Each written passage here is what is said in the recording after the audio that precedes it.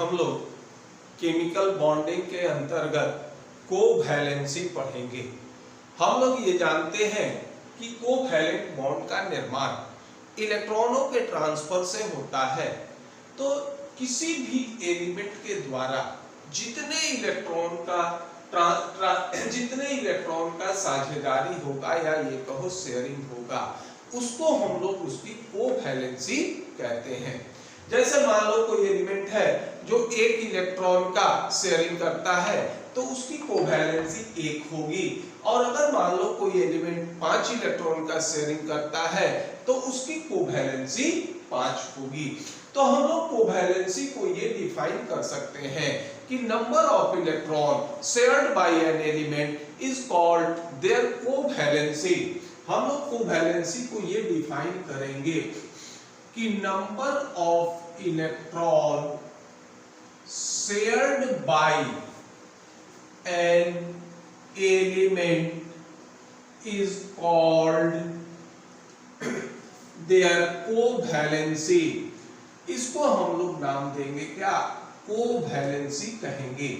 जैसे मान लीजिए एज फॉर एग्जांपल हमने एक कंपाउंड अमोनिया का फॉर्मेशन किया। हमने ये देखा था कि नाइट्रोजन के आउटर सेल्स में 5 इलेक्ट्रॉन होते हैं, लेकिन ये तीन हाइड्रोजन से एक इलेक्ट्रॉन का साझा करता है। तो इस अमोनिया में देखो नाइट्रोजन ने 3 इलेक्ट्रॉन का साझा किया, तो कोवैलेंसी ऑफ नाइट्रोजन क्या हो जाएगा? ये 3 हो जाएगा। और हाइड्रोजन ने 1 इलेक्ट्रॉन का साझा किया तो कोवैलेंसी ऑफ हाइड्रोजन क्या हो जाएगा? 1 हो जाएगा। तो यहां ये कह सकते हो कोवैलेंसी ऑफ नाइट्रोजन ये होगा 3, और दूसरा ये कहेंगे कि कोवैलेंसी ऑफ हाइड्रोजन ये हो जाएगा कितना? 1। और इस तरह से अगर किसी भी कंपाउंड के स्ट्रक्चर को हम बनाते हैं तो number of electron shared by an element, इसको काउंट करके हम उसका कोवैलेंसी बता सकते हैं। अब यह है कि कोवैलेंसी हमारे 2 प्रकार के होते हैं। एक को नाम देते हो, ये कहते हैं नॉर्मल कोवैलेंसी, एक को नाम देंगे नॉर्मल कोवैलेंसी, और दूसरे को नाम देते हैं, ये कहलाता है हमारा मैक्सिमम कोवैलेंसी। अब यह है कि नॉर्मल कोवैलेंसी क्या होता है और मैक्सिमम कोवैलेंसी क्या होंगे। तो देखो नॉर्मल कोवैलेंसी को हम ये कहते हैं कि number of unpaired electron present in an atom, या किसी भी एटम के आउटर सेल्स में जितने अयुग्मित इलेक्ट्रॉन या अनपेयर्ड इलेक्ट्रॉन होंगे उसको नाम दोगे क्या? नॉर्मल कोवैलेंसी कहेंगे।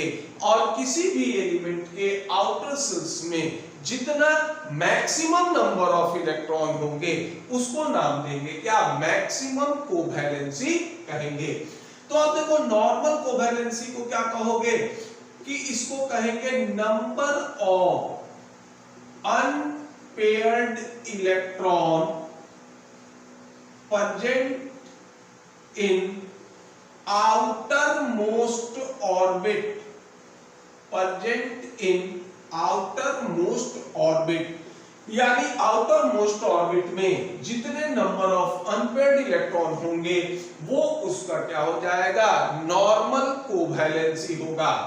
और मैक्सिमम कोवैलेंसी कहते हैं कि मैक्सिमम नंबर ऑफ इलेक्ट्रॉन, ये कहोगे कि maximum number of electron present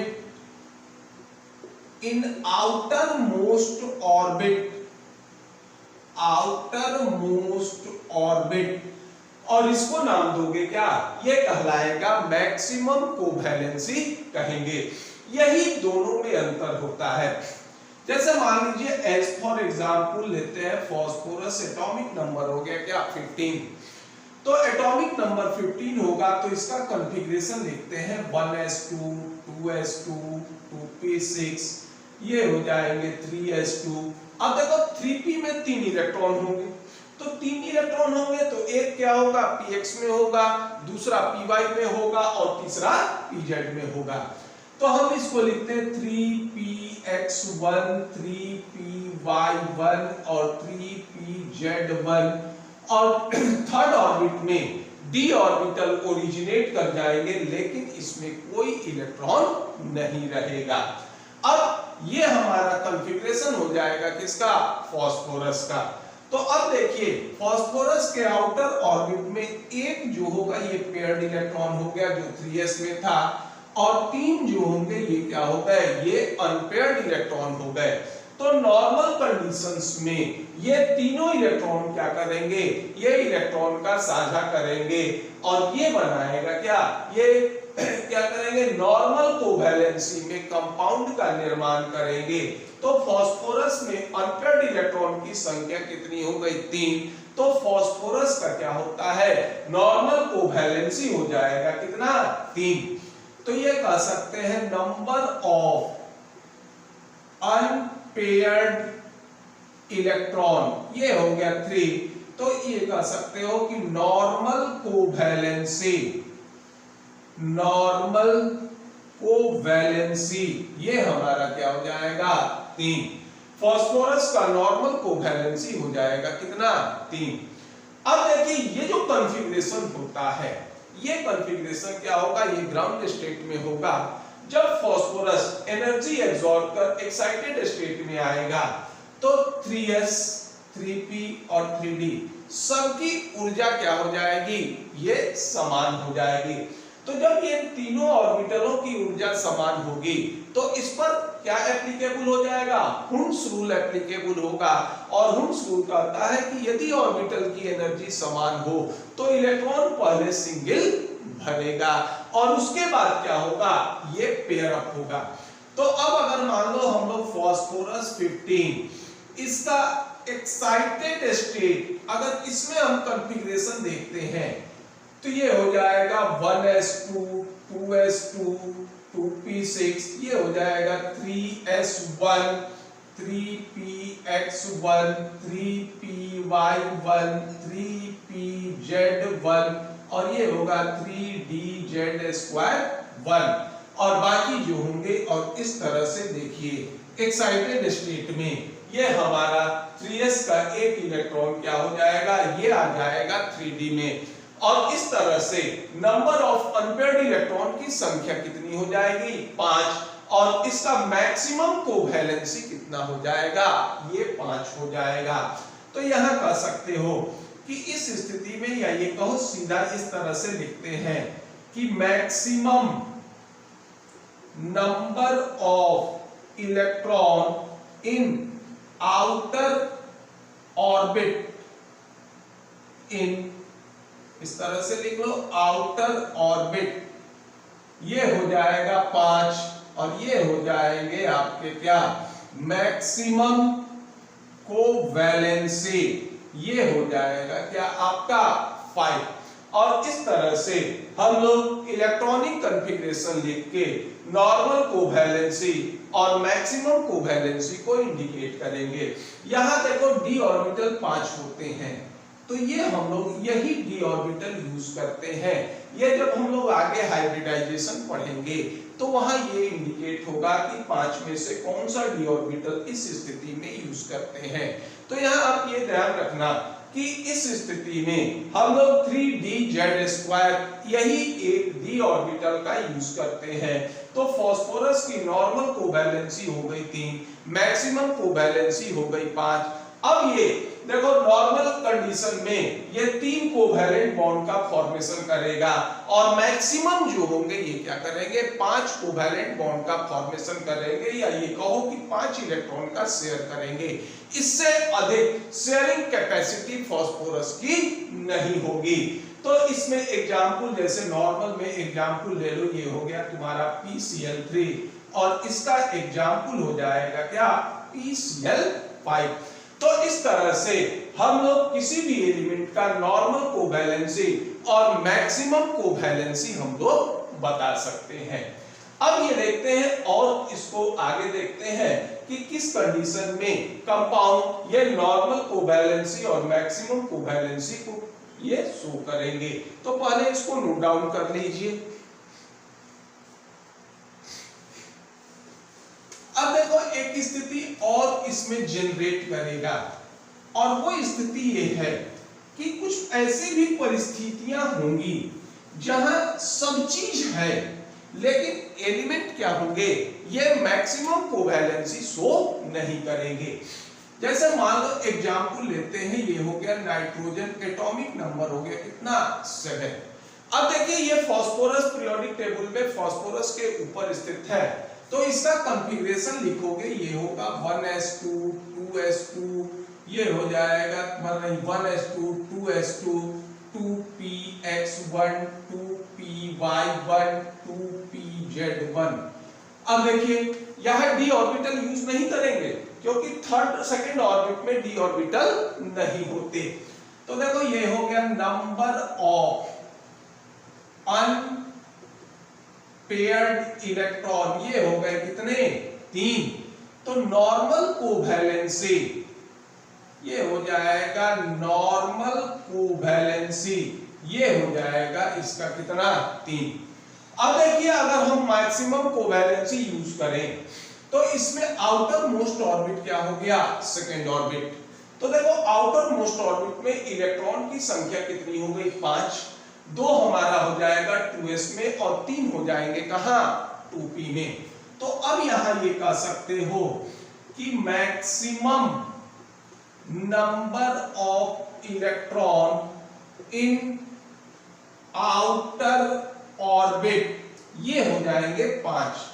तो अगर maximum number of electron in outer most orbit 5 हो गए तो इसकी मैक्सिमम कोवैलेंसी कितनी होनी है, इसकी मैक्सिमम कोवैलेंसी 5 होनी है, क्योंकि जब ये 5 इलेक्ट्रॉन का शेयर करेगा तभी इसकी कोवैलेंसी क्या हो जाएगी, ये 5 होगी।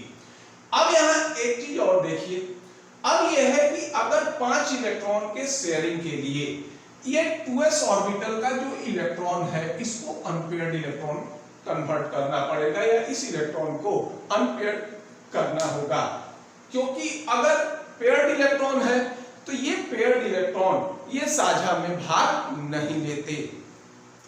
तो अब अगर मान लीजिए हम सिस्टम को एनर्जी दे भी, तो अगर हम 2s ऑर्बिटल के इलेक्ट्रॉन को अनपेयर्ड कर भी लेते हैं तो इस अनपेयर्ड इलेक्ट्रॉन को रखने के लिए हमारे पास कोई स्थान नहीं है, क्योंकि सेकेंड पीरियड में डी ऑर्बिटल ओरिजिनेट नहीं करते, तो हम इस इलेक्ट्रॉन को अनपेयर्ड नहीं कर सकते।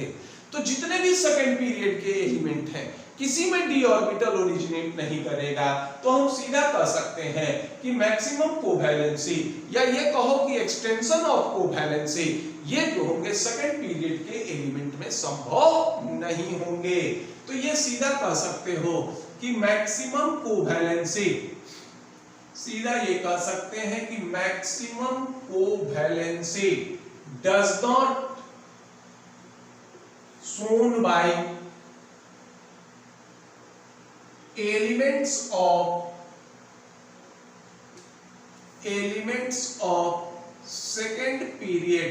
सेकेंड पीरियड के जो एलिमेंट होते हैं ये मैक्सिमम कोवैलेंसी शो नहीं करते। कारण क्या दोगे, due to absence of D orbital. ये कह सकते हो कि due to absence of D orbital in second orbit, यानी सेकेंड ऑर्बिट में डी ऑर्बिटल ओरिजिनेट नहीं करते, उपस्थित नहीं होते, इसलिए सेकेंड पीरियड के जो भी एलिमेंट होंगे ये मैक्सिमम कोवैलेंसी शो नहीं करेंगे।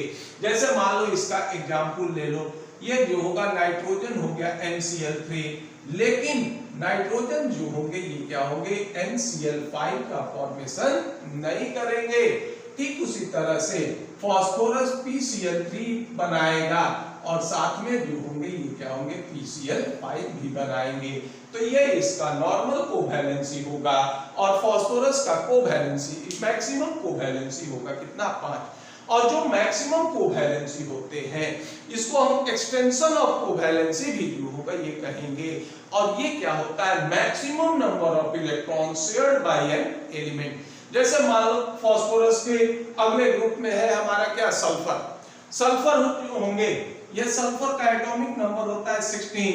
अगर इसका कॉन्फ़िगरेशन लिखो तो 1s2 2s2 2p6 ये होगा 3s2 3px2 3py1 3pz1 और ये होगा 3d0। अब देखिए यहां पर नंबर ऑफ अनपेयर्ड इलेक्ट्रॉन कितना हो गया, 2। तो सल्फर का सीधा कहोगे कि नॉर्मल कोवैलेंसी ये हो जाएगा कितना, 2। अब ये देखिए maximum number of electron in outer most orbit, तो आउटर मोस्ट ऑर्बिट इसका क्या हो गया, थर्ड ऑर्बिट। तो देखो थर्ड ऑर्बिट के s में 2 इलेक्ट्रॉन, px में 2 इलेक्ट्रॉन, py में 1 इलेक्ट्रॉन और pz में कितना, ये हो जाएंगे 1 इलेक्ट्रॉन। तो यहां पर स्थिति ये हो जाएगा कि मैक्सिमम नंबर ऑफ इलेक्ट्रॉन क्या हो जाएगा, maximum number of electron in outer most orbit ये हो जाएगा 6 और इस तरह से इसका मैक्सिमम कोवैलेंसी ये हो जाएगा क्या, 6। तो सल्फर जो होंगे इसकी नॉर्मल कोवैलेंसी हो जाएगी 2 और मैक्सिमम कोवैलेंसी हो जाएगा कितना, 6। अब यही सल्फर के जगह पर अगर हम क्लोरीन ले लेते हैं तो क्लोरीन होगा तो एटॉमिक नंबर कितना हो जाएगा, 17। तो एक इलेक्ट्रॉन क्या हो जाएंगे, 3py में भरेंगे। तो अब अनपेयर्ड इलेक्ट्रॉन की संख्या कितनी हो जाएगी, 1। तो हैलोजन या फिर क्लोरीन के नॉर्मल कोवैलेंसी हो जाएगा कितना, 1 और आउटर शेल्स में इलेक्ट्रॉन की संख्या कितनी हो जाएगी, 7। तो मैक्सिमम कोवैलेंसी हो जाएगा कितना, ये 7। तो क्लोरीन के केस में ये होगा नॉर्मल कोवैलेंसी ये हो जाएगा कितना, 1 और अगर मैक्सिमम देखते हो तो ये होगा मैक्सिमम कोवैलेंसी ये हो जाएगा कितना, ये होगा 7। और इस तरह से हम इलेक्ट्रॉनिक कॉन्फ़िगरेशन की सहायता से ये बता सकते हैं कि किसी भी एलिमेंट की स्थिति में कितना नॉर्मल कोवैलेंसी का मान होगा और कितना मैक्सिमम कोवैलेंसी होंगे। तो ये हमारा हो जाएगा क्या, covalency. Number of electrons shared by an element is called their covalency. तो अगर आपको ये वीडियो पसंद आए तो आप इसे लाइक कीजिए, सब्सक्राइब कीजिए। धन्यवाद।